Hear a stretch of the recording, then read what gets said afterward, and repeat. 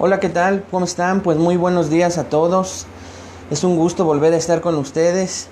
Unos minutos tarde porque bueno, pues nosotros no controlamos el internet, ¿verdad? Y teníamos un poquito de problemas que gracias a Dios se solucionaron. Es una bendición poder estar con ustedes. Y bueno, hasta aprender de este tipo de cosas en donde vemos la providencia de Dios ayudándonos para poder transmitir, para poder estar reunidos todos como iglesia. Recuerde el énfasis que estamos haciendo en las últimas semanas, ya sea en los avisos, en los estudios, en los comentarios que hacemos en las cápsulas, es siempre que luchemos por mantenernos como iglesia. Es muy importante, hermanos, que podamos seguir comprendiendo la importancia de que los tiempos son malos. Y esto es importante porque podemos darnos cuenta que el enemigo, el mundo, están al acecho, están manifestándose. Y pues nosotros tenemos que seguir unidos en oración, estudiando la palabra de Dios y manteniéndonos, hermanos, pues alertas a todas las cosas que se vayan presentando, no porque estemos preocupadas por ellas.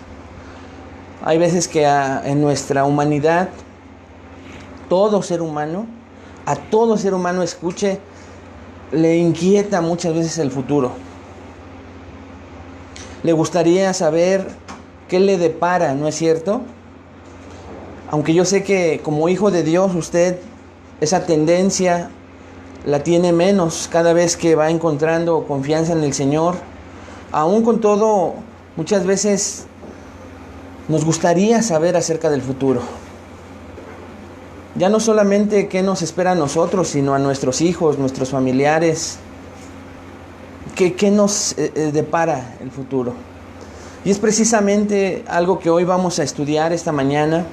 Pero le pido por favor que me ayude a poner este tiempo en manos de Dios, para que Dios sea quien nos ayude y nos dé entendimiento en el sermón de esta mañana.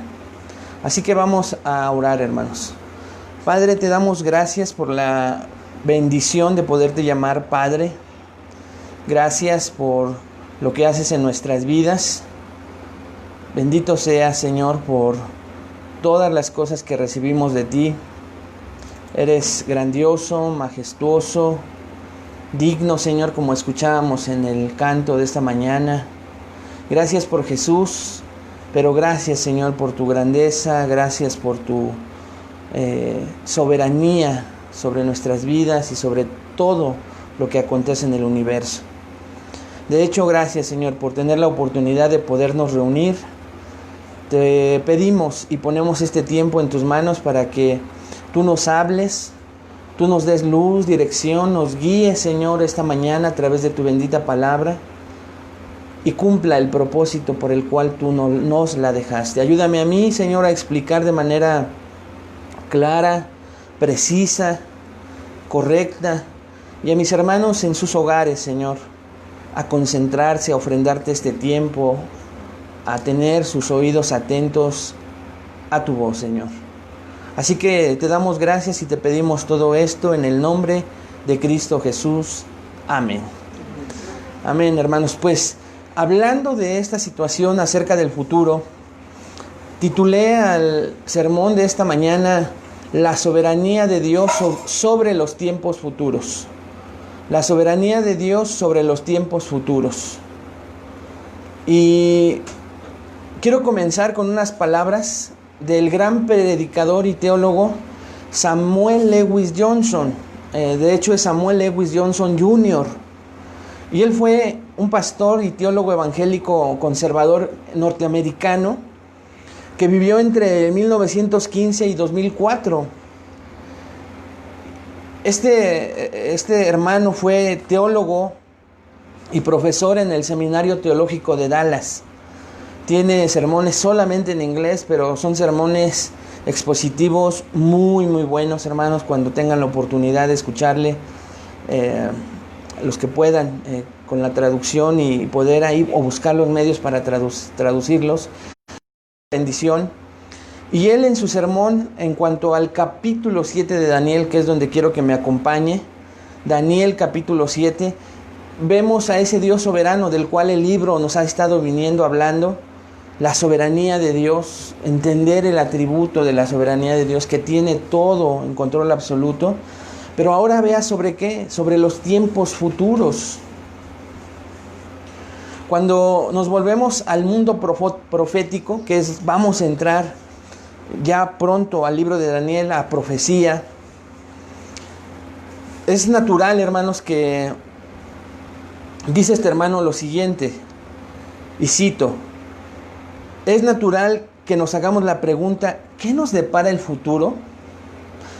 ¿Hay alguna manera de que el hombre torpe y caído? Por supuesto, dice él, la respuesta es que aparte de la revelación divina, escuche, no hay forma de que el hombre pecaminoso y caído sepa el futuro, no hay. Solo Dios conoce el futuro y afortunadamente conoce el futuro perfectamente, conoce el final desde el principio. Estamos muy orgullosos, dice este hombre, a veces del magnífico avance que hemos logrado en las cosas científicas. Y cuando nuestros científicos espaciales, por ejemplo, nos permiten cruzar a la Luna y llegar a ella perdiendo la dirección de su punto de llegada solo relativamente pocos centímetros o metros, estamos muy orgullosos de ese hecho. Pero olvidamos que Dios y todas sus actividades son absolutamente perfectas. No falla ni por 2 o 3 milímetros. Entonces, dice este hombre, si queremos saber algo sobre el futuro, tenemos que recurrir a la palabra de Dios. Él es el único que puede darnos una idea de lo que nos espera. Fin de la cita. Solo Dios, a través de su palabra, hermanos, nos puede dar una idea de lo que nos espera en el futuro.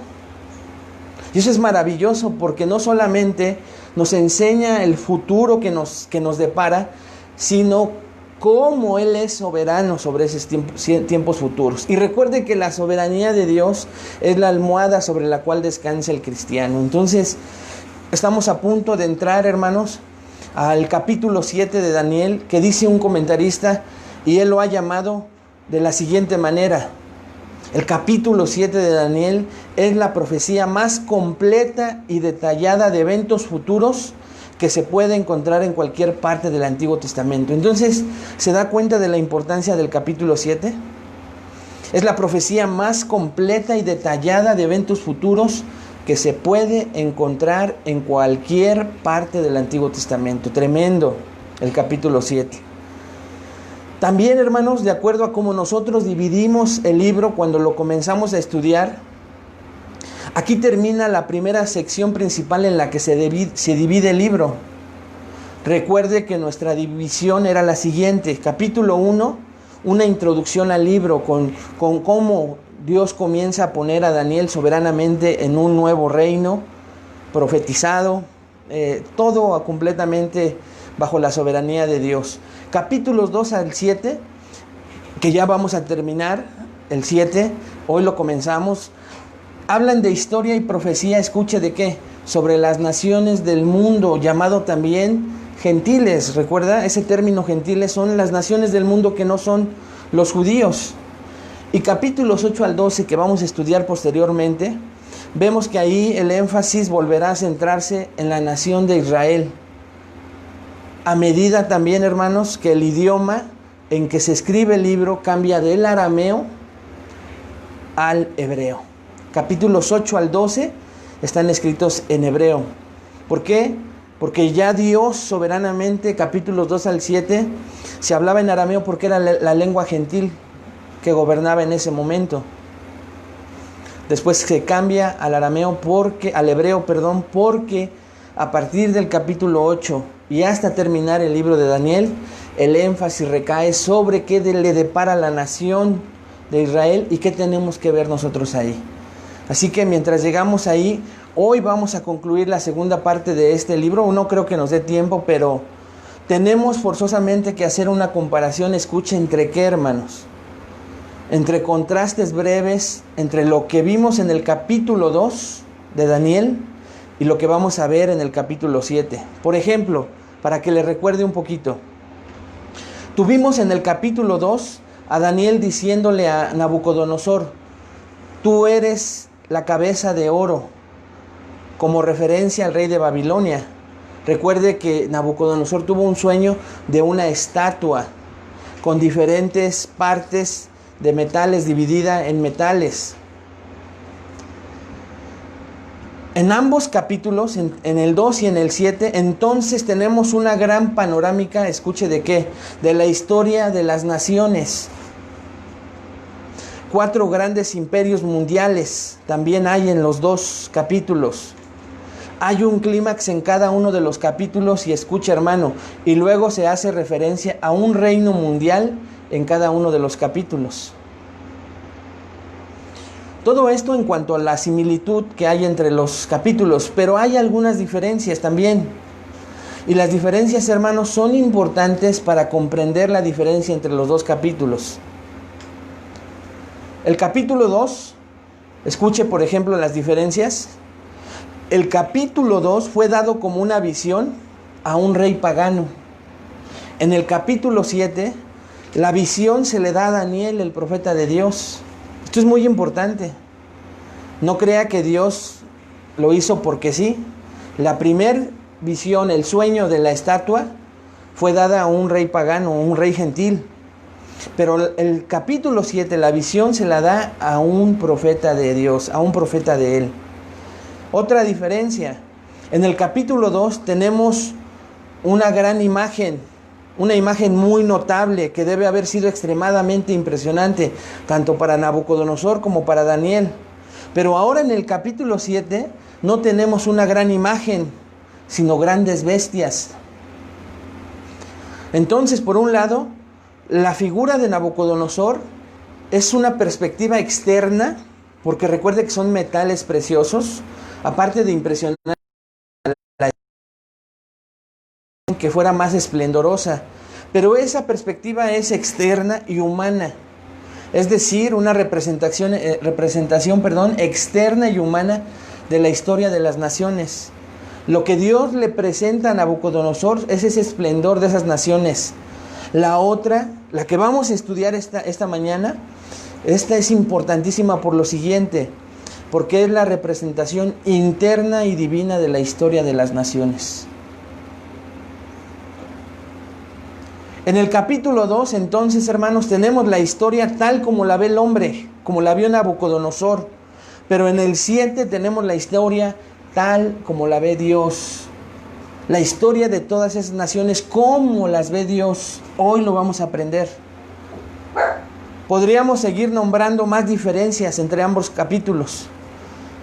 Pero el pastor S. Lewis Johnson resume estas diferencias de esta manera y escuche cómo la resume. El capítulo 7 comienza una ilustración o una expansión de algunas de las cosas que estaban implícitas en el capítulo 2. Pero aquí tenemos expansiones y detalles de cosas que sucederán en las etapas posteriores de la historia humana. Fin de la cita. Así que entonces, recordando rápidamente que este capítulo pudiera y se parece en algunas partes al capítulo 2, porque vamos a hablar de naciones. El capítulo 2 es la perspectiva externa, lo que aparentaba en el esplendor, y si usted recuerda y regresa y repasa esta prédica del capítulo 2, es el esplendor, lo bello, lo impresionante de estas naciones. Pero es la perspectiva humana, cómo ve a las naciones el mundo. Pero el capítulo 7 es lo que estas naciones tienen en realidad por dentro y cómo las ve Dios. Nada más vea un poquito de esto. Dios no las ve como una estatua brillantes, esplendorosas, las ve como bestias horribles, horrendas. Pero esta es la perspectiva de Dios de las naciones. Así que hoy, hermanos, entonces, ya con este contexto, con estas diferencias entre el capítulo 2 y 7, hoy vamos a estudiar 3 características de la visión de Daniel. 3 características de la visión de Daniel que te animarán a confiar en la soberanía futura de Dios. 3 características de la visión de Daniel que te animarán a confiar en la soberanía futura de Dios. Esto es impresionante. Vamos a ver 3 características de esta visión que recibe Daniel de parte de Dios, pero tienen el propósito esta mañana que nos animen a confiar, hermanos, en que Dios tiene en control el futuro, porque el futuro es de Él, el futuro Él lo conoce, el futuro Él lo controla. Y eso es lo que vamos a estudiar esta mañana. ¿Cuáles son estas 3 características? Número 1, el tiempo y la descripción de la visión. El tiempo y la descripción de la visión. Y esto lo vamos a ver en Daniel capítulo 7, versículos 1. El tiempo y la descripción de la visión. Así que para no darle los otros 2 puntos, vamos a ver este primer punto y a ver hasta dónde llegamos.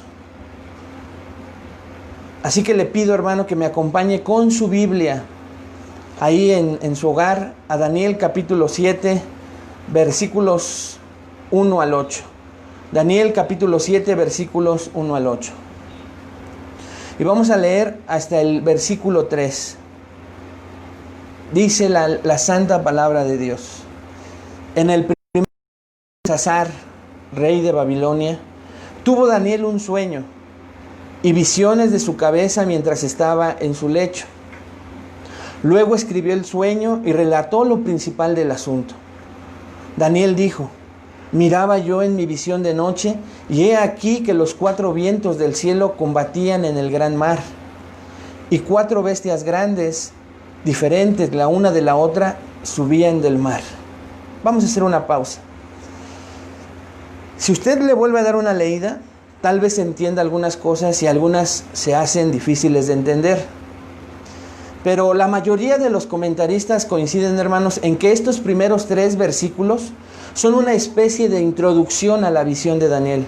Pero nos dan detalles muy precisos que yo creo que es importante que usted ponga mucha atención, se concentre para que entienda. La primera característica de la visión de Daniel es el tiempo y la descripción de la visión. Todavía Daniel está en un tiempo específico que ahorita vamos a ver. Esta introducción, hermanos, entonces contiene algunos aspectos que nos van a ayudar con el resto de la visión para entenderla mejor. Por eso le digo que pongamos mucha atención. En primer lugar, vemos una indicación. Vamos a ver 5 indicaciones en esta introducción. La primera es una indicación de tiempo, una indicación del tiempo de la visión. Y esto lo vemos en la frase.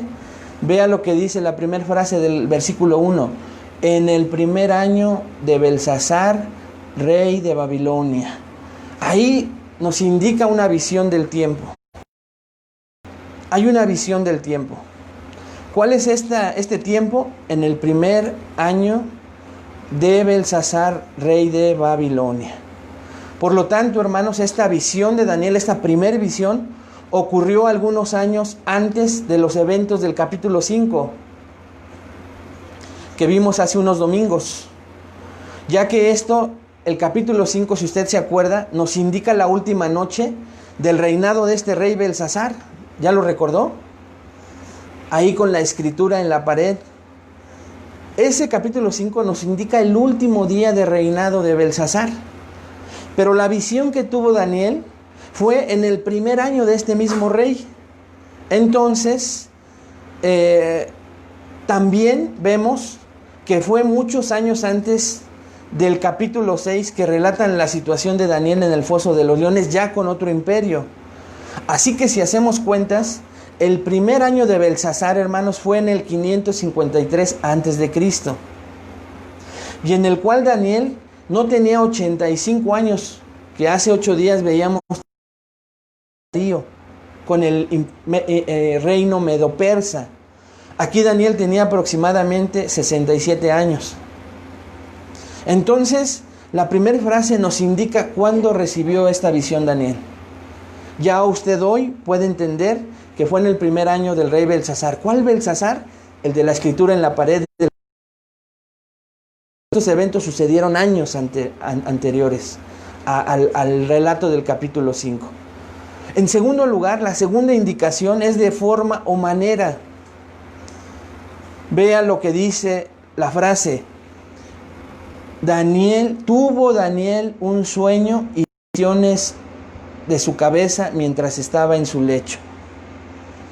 ¿Qué nos indica entonces la manera en que recibe la visión Daniel? La siguiente frase del versículo 1 que acabo de leer nos indica, hermanos, que Dios soberanamente decidió que fuese a través de un sueño que iba a mostrarle a Daniel la visión. Recordemos que antes de que las escrituras fueran terminadas, Dios hablaba a través de los sueños y ahí revelaba su voluntad, revelaba su palabra, su persona, y lo hacía normalmente por medio de profetas que recibían sueños, no toda la gente. De hecho, había profetas falsos que aparentaban recibir visiones y sueños de parte de Dios que no eran verdad.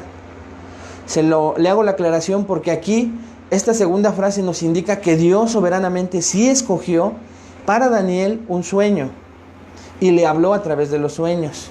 Ya hemos estudiado, nosotros creemos firmemente que Dios, como dice Hebreos 1, 1 y 2, habiendo hablado de muchas maneras, de muchas formas por medio de los profetas, hoy nos habla por el Hijo.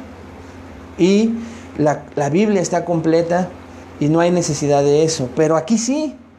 Y esta frase nos indica la forma en que Dios decidió mostrarle algo a Daniel. En tercer lugar, vemos una indicación de contenido. Esto lo vemos en la frase, luego escribió el sueño y relató lo principal del asunto.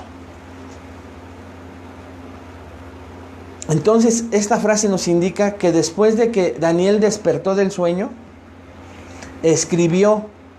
Pero ¿cuál era el contenido de lo que escribió, hermanos? Vea la frase, y relató lo principal del asunto. Quiere decir entonces que no relató toda la visión, no lo está diciendo claramente el pasaje, sino lo resumió tal vez o escribió lo principal. Esto indica que Daniel no escribió entonces en su totalidad la visión, sino hizo una especie de resumen. Y eso lo vemos por la palabra principalmente, que significa la cabeza de las palabras o asuntos en arameo. Esa palabra principal significa la cabeza de las palabras o asuntos. Entonces él escribió lo más importante de esa visión. En cuarto lugar también ya vimos entonces primero una indicación de tiempo en el primer año del rey Belsasar, una indicación de forma a través de un sueño, una indicación del contenido, fue un resumen, y ahora vemos una indicación de inicio.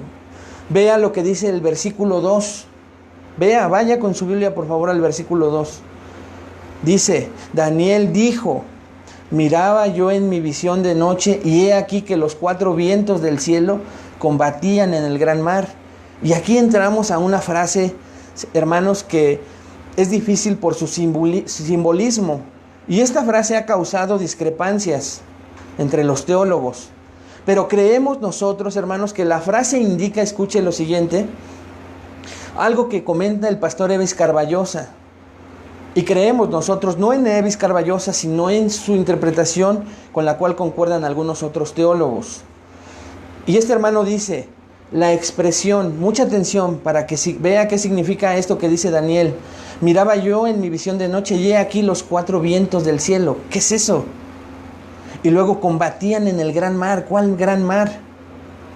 La expresión, dice Evis Carballosa, los 4 vientos del cielo, significa vientos procedentes de 4 direcciones distintas, de los 4 puntos cardinales, norte, sur, este y oeste.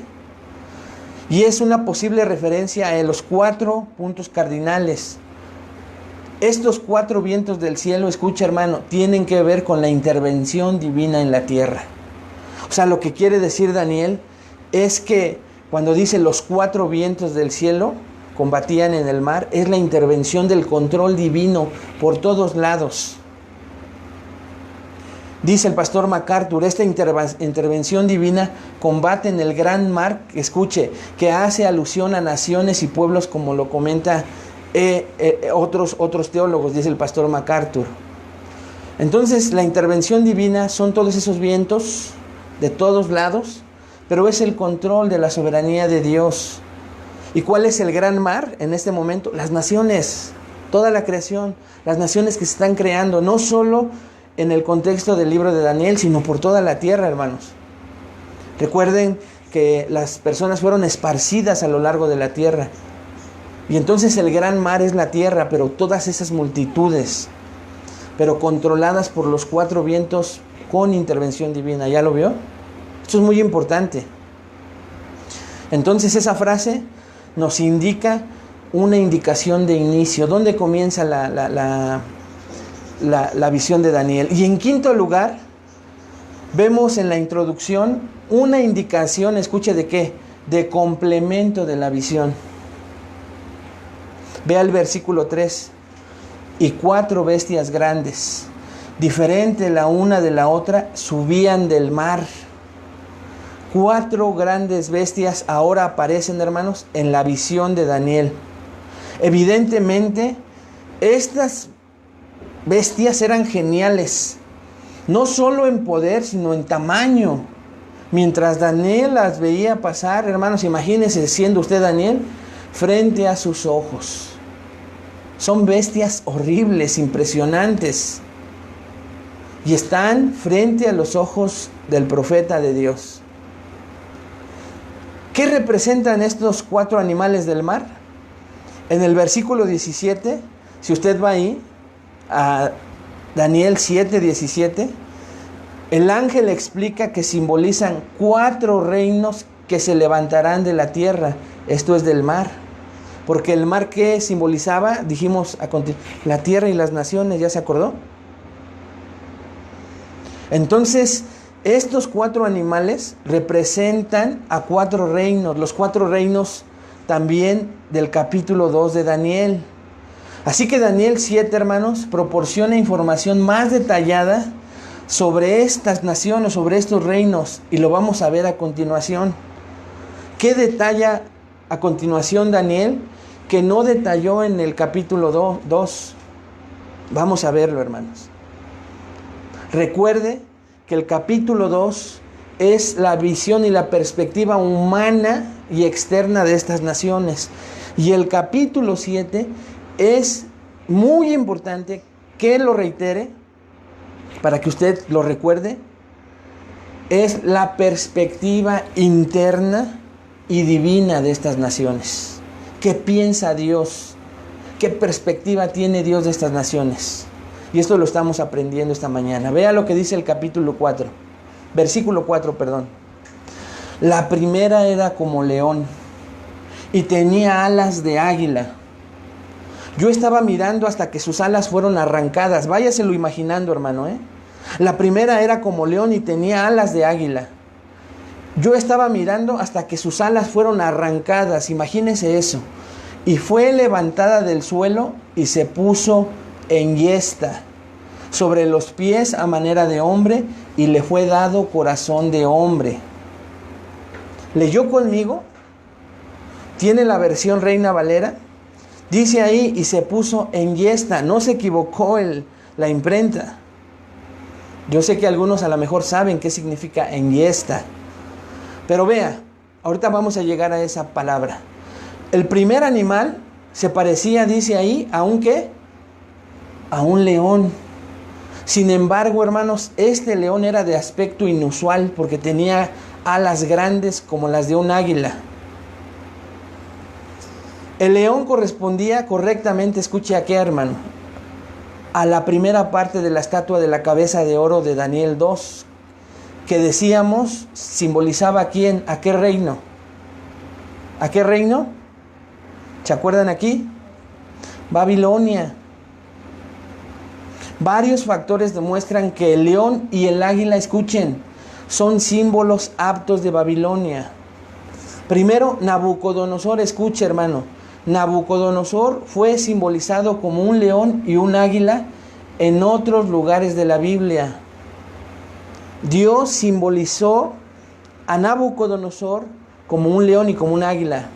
Vaya conmigo a Ezequiel 17:3 o anótelo y escuche solamente lo que dice Ezequiel 17:3.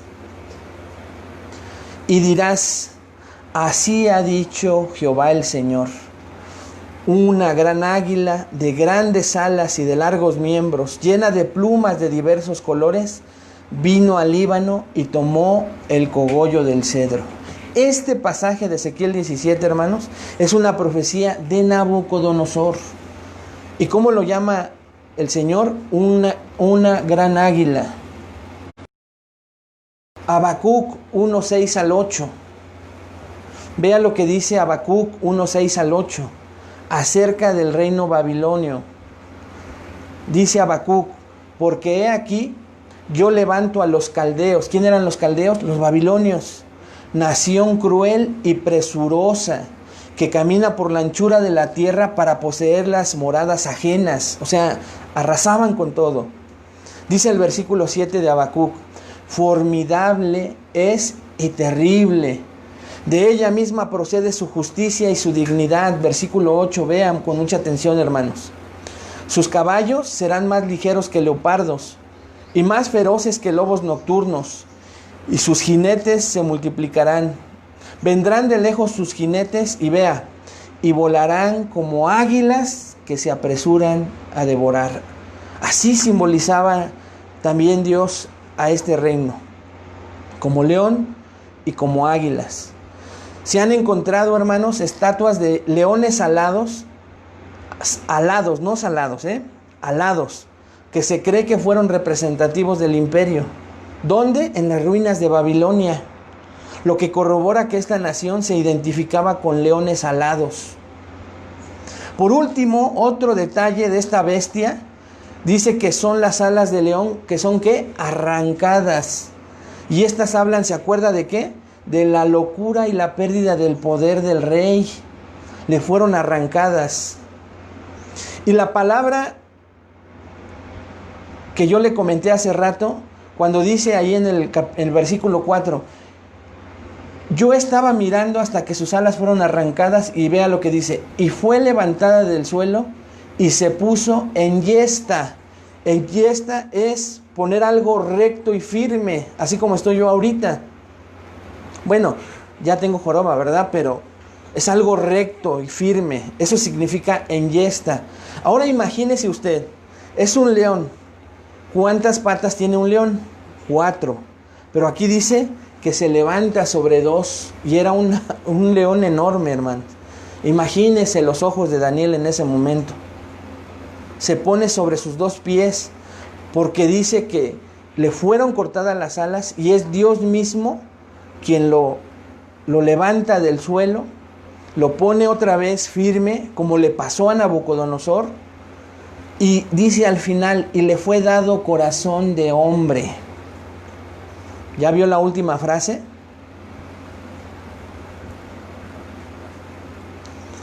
Entonces, le digo que esto habla de la locura y la pérdida del poder del rey. Pararse sobre 2 pies en yesta, ahora ya algunos lo saben, como un hombre, y recibir un corazón humano, una mente, denota un gobierno humanitario de Nabucodonosor después de su locura. Y el león levantado del suelo indica que fue Dios quien levantó al rey a su lugar de honor. ¿Qué fue lo que pasó como ya vimos? Pero vea cómo Daniel lo ve en una visión dada de parte de Dios. Daniel, hermanos, vea una segunda bestia. Vea conmigo el versículo 5.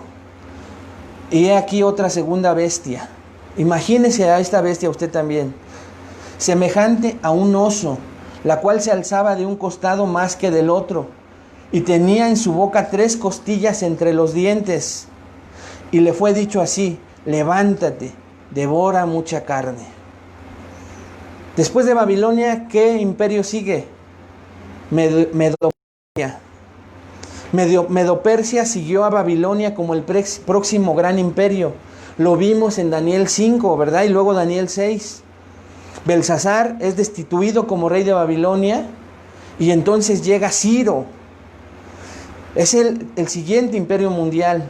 El oso era un símbolo apropiado de este reino, hermanos, que se destacó por su gran tamaño y ferocidad en la batalla.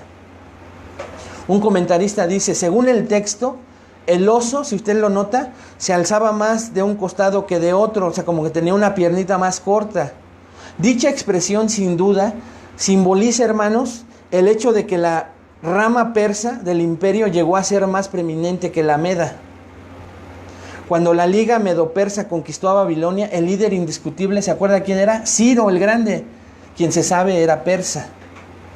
Luego dice que este león tenía en su boca, ¿qué tenía? 3 costillas que aparecen en la boca del oso, y esto sugiere que habían subyugado, antes de llegar al poder, a 3 grandes reinos de ese momento. Yo le digo qué reinos eran.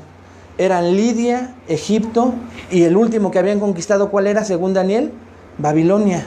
Esas 3 costillas eran esos 3 que habían devorado los medo-persas cuando comenzaron a levantarse como una potencia.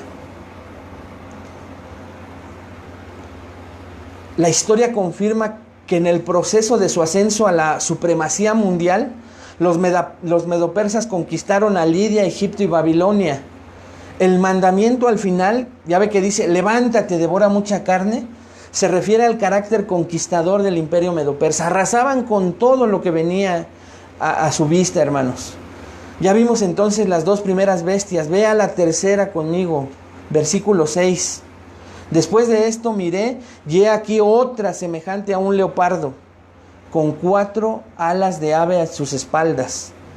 Tenía, dice el versículo 6, también esta bestia 4 cabezas, y le fue dado dominio. Entonces imagínese a un leopardo como usted lo conoce hoy, hermanos, pero no con una cabeza, sino con 4. Y a sus espaldas a este leopardo, que son largos, hermanos, con 4 cabezas y 4 alas.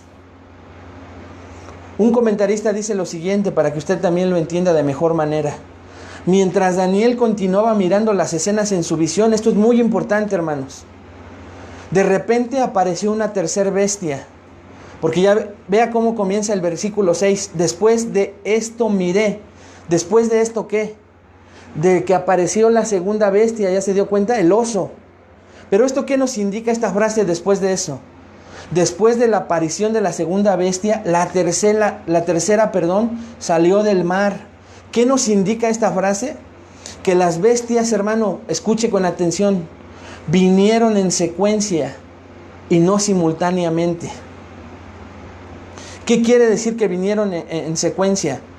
Con el paso del tiempo salió una y luego salió otra. No salieron las 4 al mismo tiempo del mar, sino salieron en secuencia, como los reinos fueron saliendo en secuencia. 2 características sobresalientes de un leopardo, que era una bestia de presa, es una bestia de presa, son la velocidad y una sed insaciable de sangre. Esto caracteriza hasta el día de hoy a un leopardo, hermanos. Pero ahora añádale que dice que tenía 4 alas. Esto aumentó la velocidad del leopardo, de esta bestia ya veloz. ¿Y a quién representa este leopardo? ¿Qué imperio salió después? ¿Cuál?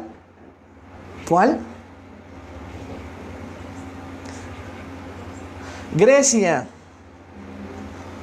Grecia está representada acertadamente por este leopardo volador, hermanos, ya que sus conquistas se llevaron a cabo a la velocidad de un rayo y tenían, dice un comentarista, lujuria insaciable por el territorio. ¿Se acuerda quién comandaba a estos griegos? Alejandro Magno. Alejandro invadió Asia Menor en 334 a.C. Ahí comenzó, y en solo 10 años, a la edad de 32 años, era joven, había conquistado todo el imperio medo-persa hasta las fronteras de la India. Dice, va a ser tan rápida la conquista de Alejandro que, hermanos, lloró porque no había toda una noche completa. Imagínese el hambre de este imperio, de este emperador. Lloró una sola, toda una noche, porque ya no había tierras que conquistar. Por eso el leopardo con alas, el leopardo que era veloz de por sí, con alas, con 4 cabezas que manifestaban la inteligencia de este Alejandro, recorrió y conquistó en muy poco tiempo. Daniel también predijo que este imperio finalmente evolucionaría con 4 reinos, cuando dice que esta bestia tenía 4 cabezas. Y esto, hermanos, esto es exactamente lo que ocurrió. Alejandro murió muy joven y después de muchas luchas internas, como no dejó herederos, no tenía hijos, sus 4 principales generales se dividieron el reino en 4 partes. Lo vamos a ver en los capítulos posteriores. Pero Dios, a través de este inicio de la visión de Daniel, ya lo estaba prediciendo. ¿Por qué 4 cabezas? Porque ese reino iba a morir Alejandro y se iba a dividir entre sus 4 generales. Hubo traiciones. Si usted ve series hoy, se va a dar cuenta de lo que le estoy contando y cómo la historia secular lo respalda. Pero Daniel lo dijo antes, o más bien, nuestro Dios soberano que conoce el futuro lo dijo antes. Daniel, hermanos, aunque literalmente no dice que está abrumado, imagínese usted cómo estaría. Las palabras que usa para describir a estas bestias nos indican que él estaba completamente asombrado por la descripción que él estaba escribiendo. Ve ahora la 4ª y última bestia, versículo 7. Después de esto miraba yo en la noche, y he aquí la 4ª bestia. Imagínesela, para que no se le haga pesado. Dice, espantosa en gran manera fuerte, la cual tenía unos dientes grandes de hierro, devoraba y desmenuzaba, y las sobras hollaba con sus pies, y era muy diferente de todas las bestias que vi antes de ella, y tenía 10 cuernos. El pastor Elvis Carballosa otra vez, hermanos, nos ayuda para resumir de manera breve pero muy acertada la 4ª bestia. Lo primero, hermanos, es que si usted nota, dice, después de esto miraba yo en las visiones de la noche, y he aquí la 4ª bestia, pero no nos dice que tiene forma de animal. ¿Ya lo vieron? No le encuentra forma Daniel, pero sí dice que era espantosa y terrible y en gran manera fuerte. No nos dice qué era lo que estaba viendo Daniel, ni él mismo lo puede describir, hermanos, pero sí dice que tenía dientes grandes de hierro. La interpretación de la 4ª bestia es sin duda crucial para la comprensión de todo el capítulo 7, dice el pastor Elvis Carballosa. Daniel contempló en sus visiones una 4ª bestia tan diferente de las anteriores que le resulta imposible darle un nombre específico. Según Daniel, hermanos, esta 4ª bestia era espantosa y terrible. Su aspecto era tal que aterrorizaba. Bueno, contemplaba lleno de asombro que era Daniel, pero lo aterrorizaba. ¿Se imagina qué es estar aterrorizado ante esta bestia? El pastor MacArthur añade un comentario excelente para la correcta interpretación de esta 4ª bestia y dice: no existe un animal como lo que se describe aquí, porque se trata de una bestia única que apunta ¿a qué imperio? Al imperio romano, ya representado por el hierro en Daniel 2:40, devastador en sus conquistas. Dice el pastor MacArthur, el dominio romano llegó a su fin en el 476 después de Cristo, y aunque se mantuvo en un estado dividido como Europa, revivirá para volver a convertirse en una gran fortaleza unificada justo a la venida de Cristo. ¿Qué va a pasar con este 4º reino, hermanos? Que también fue destruido en ese momento, en el 476 antes de Cristo, va a revivir. Lo vamos a ver en el libro de Daniel. ¿Qué nos indica esto? Que está conformado por 10 partes y un rey en cada una de ellas, como lo vamos a ver ahorita en el capítulo 7. Así como un rey por encima de ellos que será el anticristo, dice el pastor MacArthur. Ya dijimos entonces que la 4ª bestia es simbólica ¿de qué imperio? De Roma. Por lo tanto, los 10 cuernos o reyes, como lo va a confirmar el versículo 24, si usted va a Daniel 7:24, dice que son 10 reyes que salen de la 4ª bestia y representan una confederación de reyes o reinos o naciones que emanan del antiguo imperio romano. Pero eso todavía no pasa, eso va a pasar.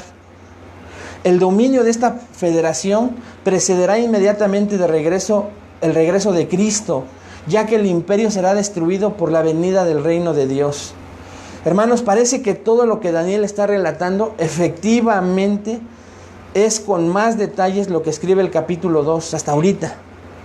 Vamos viendo que las características de un reino son parecidas a las que Nabucodonosor soñó y Daniel interpretó, ¿no es cierto? Pero el versículo 8 nos dice algo que el capítulo 2 no nos dijo. Vea conmigo el verso 8.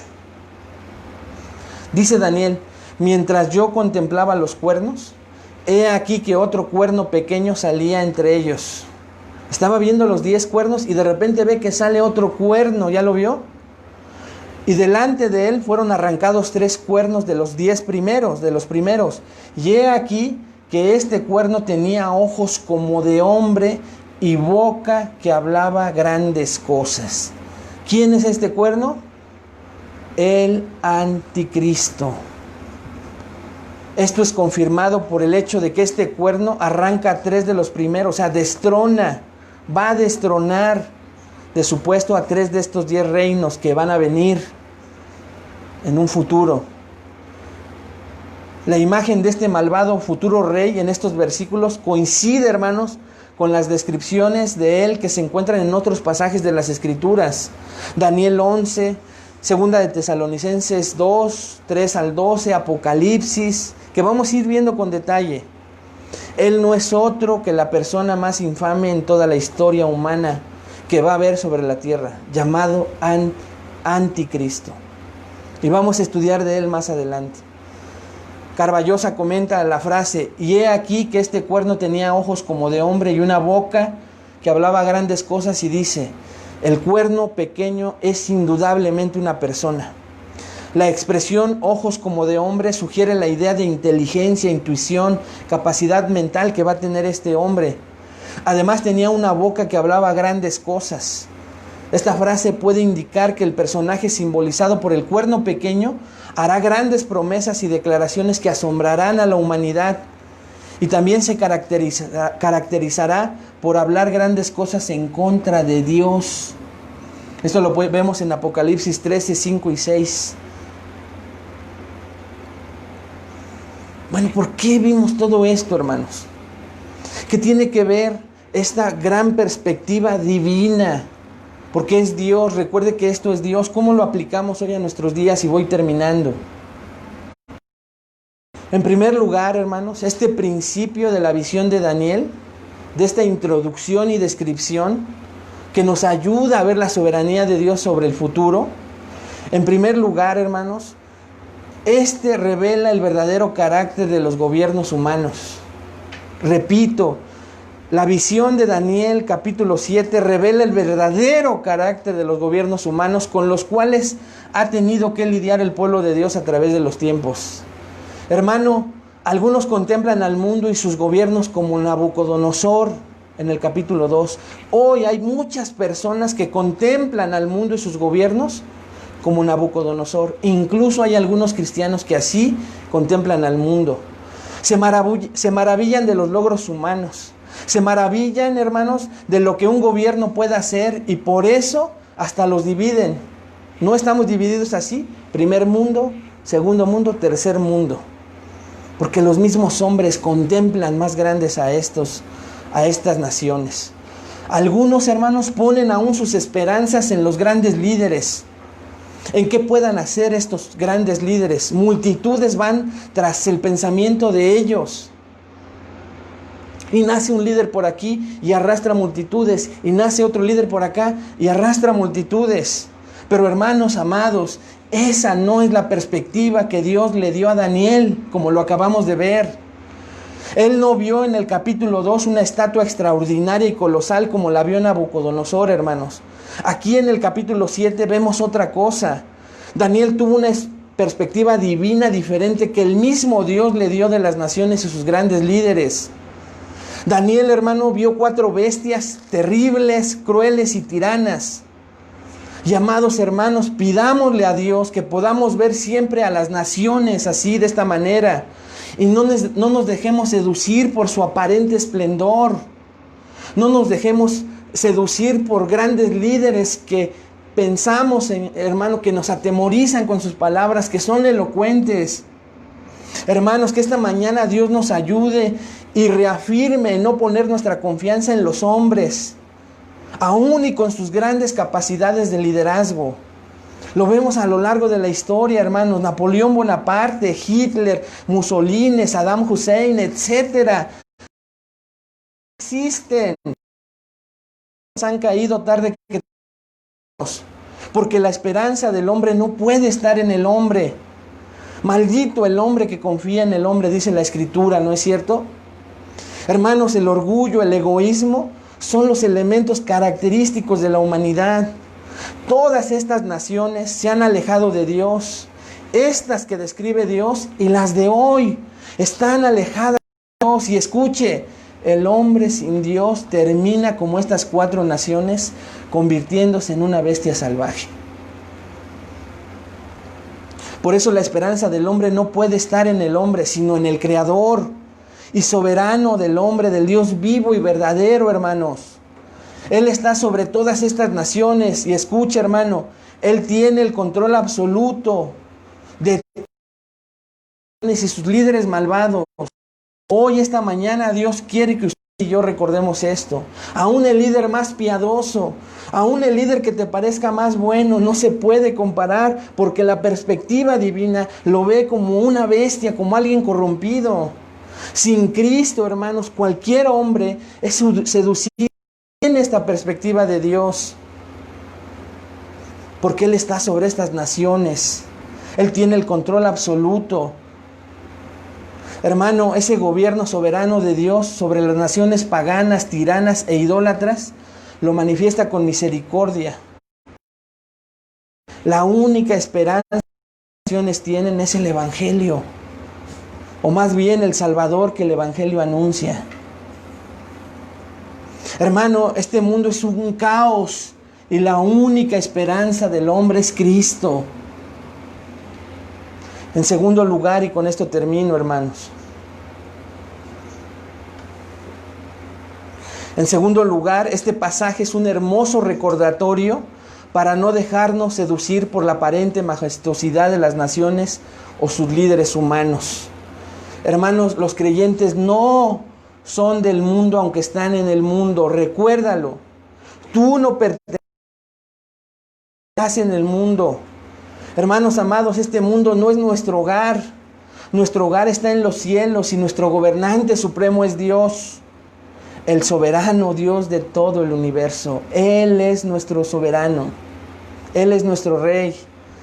Hermanos, nosotros estamos en la tierra para ser su luz de esta tierra. Los creyentes son la única sal y la única luz que este mundo en tinieblas tiene.